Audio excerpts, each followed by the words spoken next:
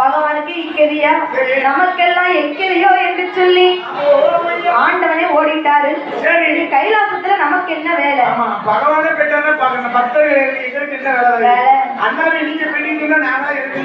சும்மா இருந்து கும்பிடு சாமி கும்பிடுவா என்ன வேலை? ஆமா.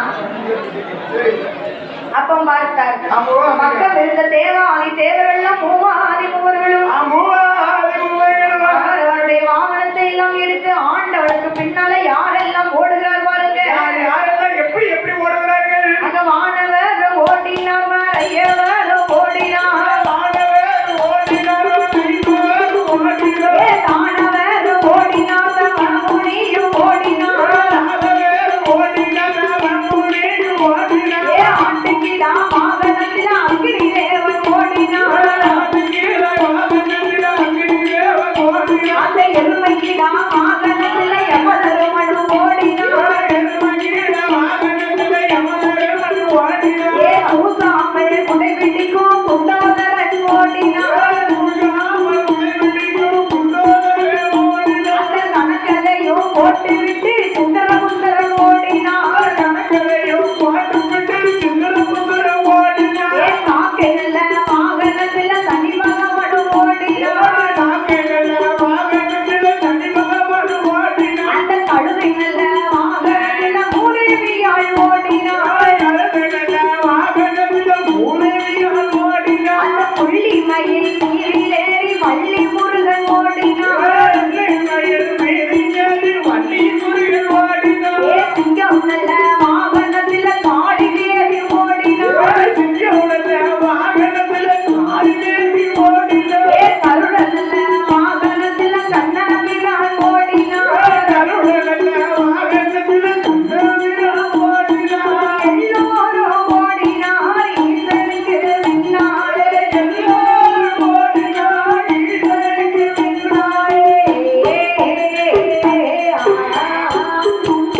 ஆண்டவனுக்கு இக்கதியா என்று சொல்லி தேவாதி தேவரெல்லாம் அவரவர் வாகனத்தை எடுத்துட்டு கிளம்பிட்டாங்க. ஒவ்வொரு வாகனம் இருக்கும். என்ன வாகனம்? ஆட்டோ அது நமக்குப்பா. கைலாசத்துல ஒவ்வொருத்தருக்கும் ஒவ்வொரு வாகனம் இருக்கு. நமக்கு எப்படி வீட்டுக்கு ஒவ்வொருத்தருக்கும் ஒவ்வொரு பைக்கு ஒவ்வொரு கார் வச்சிருக்கோம். சரி, அதே போல கைலாசத்துல ஒவ்வொருத்தருக்கும் ஒவ்வொரு வாகனம் இருக்கு. ஆமா. சொல்லுங்க. ஆட்டுக்கிடா வாகனத்தில் அக்கினி தேவன் ஓடுகிறார். ஆட்டுக்கிடா வாகனத்தில் அக்கினி தேவன். ஆமா. காக்கை வாகனத்தில் சனி பகவான் ஓடுகிறார். கருடர் வாகனத்துல கண்ணபிரான் ஓடுகிறார். ஆமா. சிங்கம் வாகனத்தில் காளி தேவி ஓடுகிறார். என்ன வாகனம்?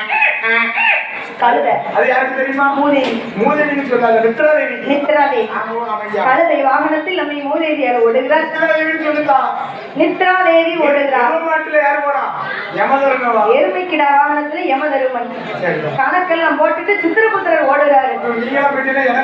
எனக்கு என்ன வேலை? அவரவர் வாகனத்துல அவரவர் ஓடினார. புள்ளிமயில் மீதிலேறி வள்ளி முருகன் ஓடுகிறாரு. என்ன செய்யப்பா? இப்படி ஆண்டவருக்கு பின்னாலே எல்லோரும் ஓட ஓடி ஓடி வந்த அரக்கன் பின்னால துரத்திக்கிட்டே வாரான். சரி, அப்போ பார்த்தா ஆண்டவன் சிவபெருமான். நம்ம ஓட ஓட அந்த அரக்கன் துரத்திக்கிட்டு தானே வருவான். இதுக்கு ஒரு வழி பார்க்க என்று சொல்லி ஆண்டவனுக்கு பின்னால ஓடி வந்தார்கள் அல்லவா, அந்த தேவாதி தேவரெல்லாம் அரளின் மூலமாக போக்கடவா என்று சாபமிட்டார். ஆமா. அப்ப அரளி மர தோட்டத்திலே 5 இதழுக்குள் சிவலிங்கமாகவே போய் மறைந்தார். ஆண்டவன் போய் 8 நாள் ஆச்சு. முடிச்சன காங்களே என்று சொல்லி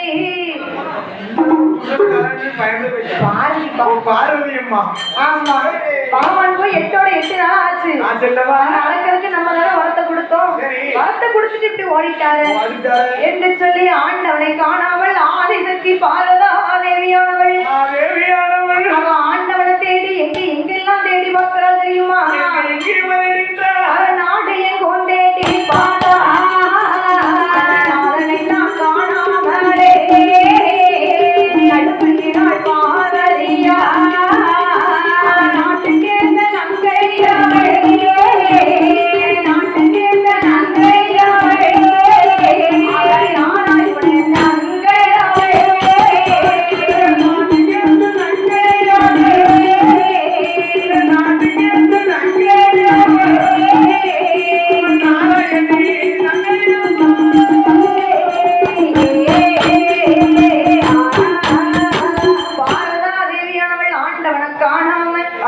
காணலியே காணலியே நாடு எங்கும் தேடி பார்க்கிறோம் நாதன காணலையே காணலியே என்று சொல்லி சரி. பார்வதி அம்மா நினைக்கிறா என்ன நினைக்கிறா? புகுந்த வீட்டுல புருஷனை காணல சரி. அது யாரு நினைப்பா அவன் புகுந்த வீட்டுல ஒரு பிரச்சனை சொன்னா யாரு நினைக்கணும்? பக்கத்து வீட்டுக்காரன கீழ் வீட்டுக்காரன் நினைக்கணும் சந்தோஷமா இருக்கு.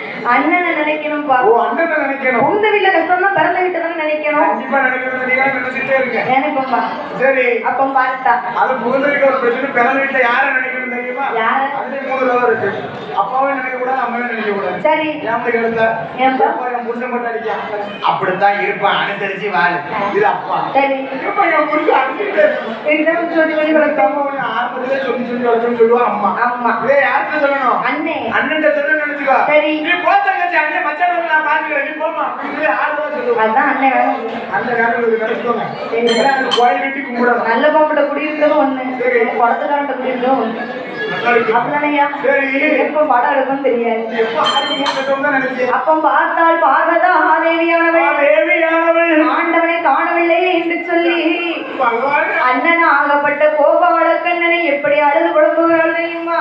எப்படி எப்படி அம்மா என் அண்ணா அண்ணா கோபாலா கோபாலா மாயவாடி மாய கண்ணா மாய கண்ணா ரதியாளைக்கும் சத்தாளைக்கும் சத்தா பச்சமாரி கேட்கலையோ கேட்கலையோ ஈஸ்வரியா அழைக்கும் சத்தோ அழைக்கும் சத்தோ பெருமாளே கேட்கலையோ ஈஸ்வரியா அழைக்கும் சத்தோ அழைக்கும் சத்தோ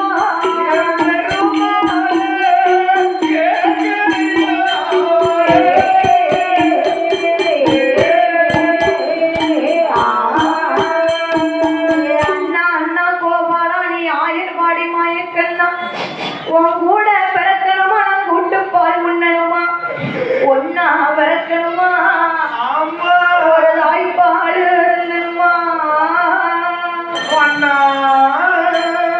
பார்வதிக்கு மனசே கேட்கலப்பா அண்ணன் நான் நினைச்சு அழுகுறா உரி உரி அம்மா. பார்வதியால் அழைக்கும் சத்தம் பச்சை மாலை கேட்கலையா பச்சை மலை கேட்கலையோ நான் ஈஸ்வரியால் அழைக்கும் சத்தம் என் பெருமாளை கேட்கலையா என்று கேட்கலையா